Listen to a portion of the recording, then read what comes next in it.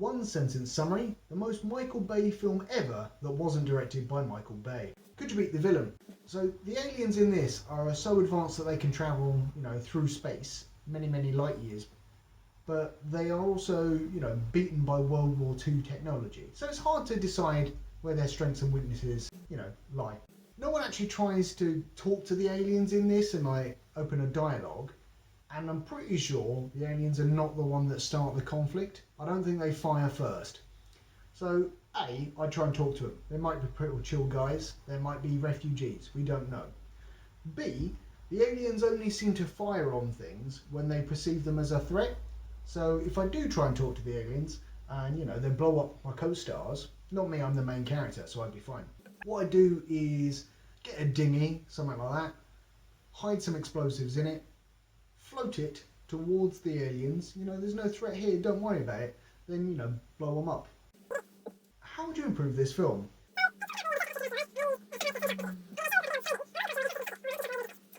There is not a chance that there's a guy working in a little rundown bar and Brooklyn Decker's character, whatever her name is, she's like, oh, can I have a burrito? And he's like, no, you can't have a burrito. There's also not a chance that Hopper, I can't remember the actor's actual name, but he goes and robs a shop for one of his burritos, and then Brooklyn Decker is like, wow, that's so sweet. I'm going to date this man after he gets out of prison for robbing a shop. Also, how does that night end up with Hopper joining the Navy and rising through the ranks pretty quickly? The film properly starts at the Rimpak Games. And it's a football match before the war games start, but between the USA and Japan. And this is when we establish that Hopper is reckless and he's got a rivalry with Nagata. Apart from the previous scene where he robbed the petrol station or whatever it is, so the corner shop, also established that he's reckless and an idiot. So we don't need that established twice. If you are late to an event, I would just stay at the back of the room until, everyone's done with their speeches. Don't go up onto the stage and draw attention to yourself.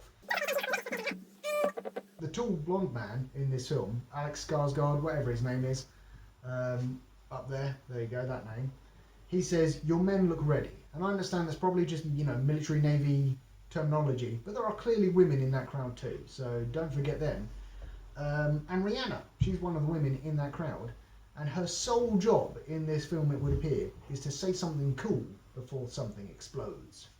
I didn't say something cool there, that was the mistake. There is a lot of fire in an explosion in space, considering, that's a vacuum, so there shouldn't really be any fire when those satellites explode. It's done as a joke, but there's a science man who's on a conference call, and every time he mentions we got to tell NASA, we got to tell the Pentagon, we got to tell some other people. I don't know if those were the actual people on the call, but whatever. Every time he says we should tell this person, it's revealed that they are also on the conference call. And, funny. But as a GDPR nightmare, alright? You got to tell people who's involved in these calls. There are CGI sharks in this film that are better than the ones in, I'm going to say, all of the Deep Blue Sea films. And Rami Malek, he has a small role in this film, and well done for him, because it worked out, and now he's Freddie Mercury and probably some other stuff. The alien craft in this, they hop like giant metal frogs. It's very strange because the waves created by those hops, they look impressive, but they're not big enough to flip over a little dinghy that the main character is on, so that's convenient. And also the alien things, I'm trying not to call them hoppers, because that's also the main character's name, and that's what's confusing my head. Anywho, the alien frog machines, they let out a big noise that's powerful enough to blow out the windows of a warship, but is not powerful enough to burst the eardrums of the tiny puny main character humans, who are much closer than the warships that got glass shattered everywhere. One of the warships gets blown up by the aliens, and someone on a different ship that can see it says, oh man, there's no survivors in the water, how sad. Oh no, are you checking that there are any survivors? Because you seem to have come to this conclusion very, very quickly. Was one of the threats in this film is an alien yo-yo of death. I don't know if that's the official term, but that's what it looks like to me. And again, it doesn't, like the aliens don't fire on people who they don't seem to be a threat. So the yo-yo of death sees a small child on a sports pitch, assesses that he's not a threat, goes around him. Fair enough, okay. And then, obviously the aliens are, I think, trying to destroy the infrastructure. So they destroy a highway with a bunch of civilians on it. So if that one child wasn't a threat, but, 100 innocent civilians, they have to die, unfortunately. Brooklyn Decker, she's on a hike with a man, and some cops arrive and like, hey, there's an alien invasion. You need to get off this mountain right now, because we're going to go solve some alien problems up the top of the mountain. And then the cops just leave. Do you want to make sure they left before you drive off to do your alien investigations? Apparently they don't. And also in that very same scene, we are told that the aliens are disrupting communications and radios aren't working. Then, very shortly after, we see some people on radios which appear to be working. The Navy fish an alien out of some, space crash wreckage, and I don't remember seeing that, alien spaceship crash. Maybe I wasn't paying enough attention, who knows. And then the main characters and some other people closely associated with those main characters, they're assessing this, alien body. Turns out the alien's alive, and he's got psychic powers when he grabs the main character's face. And we see that cliche flashes of, oh no, these guys are like locusts and they're really bad news. Stop doing that, films, that's cliche. Anyway, the main point of that is, some of those aliens' buddies come rescue him, and nobody in the warship thinks to tell the main character and his entourage that, oh, actually, one of the other alien spaceships appears to be trying to come, right close to us, right next to our ship, probably going to go rescue his mate. So the main character and his associates are taken by surprise by an explosion. And then the wounded alien, he's rescued by his chums, and then another one of the aliens stays on board the warship, and he's going to sabotage it and stuff. Just blow the thing up with a missile or something like that. Don't do this stupid stuff.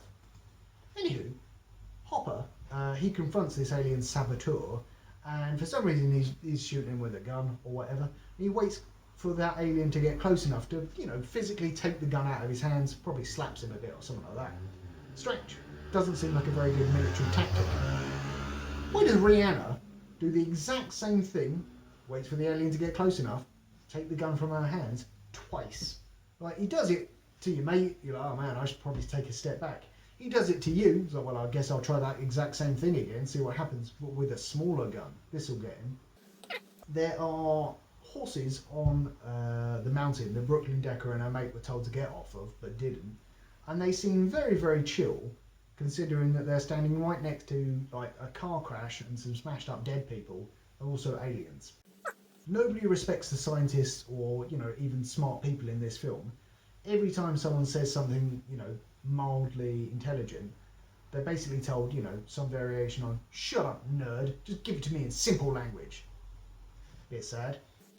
How many tsunami boys are there in the sea to create such a detailed map that we can do the whole, oh look, the alien hoppery bouncy frog machine is over there now, and now it's there, and now it's there.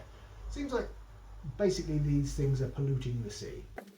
It's odd to me that we don't see the main science man, who's in this very briefly, and he was on that GDPR Nightmare call earlier.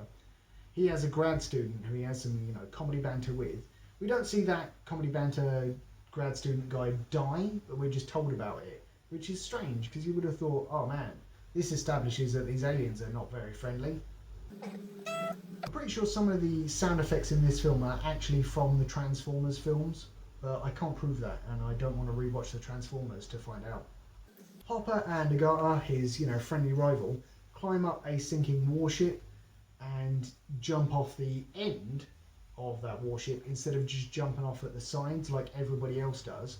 Feels like they want the attention. And for creatures that don't like sunlight, these aliens, they have a lot of technology that glows bright neon, lens flaring, which is very strange. I was not a fan of the slow motion intro to all the old sailors on the titular battleship. How did they even know that the main character and all his chums needed that museum that they were going to turn into a weapon, basically? Because they'd only just arrived. It wasn't like, there's one guy that works at the museum and everyone's like, man, we need to turn this battleship into an actual working battleship again. Where are we going to get a crew? And then like the museum guy goes, I'm going to make some calls. They were already there. Doesn't make any sense. Hopper spends the get the ship ready montage just walking around and checking on people. He's not actually helping. So if you're in a rush, help out, mate. Twice in this film, the word mother is censored by an explosion. If you can't say it, don't say it. Brooklyn Decker says that her driving skills are good, then crashes her car into a stationary object.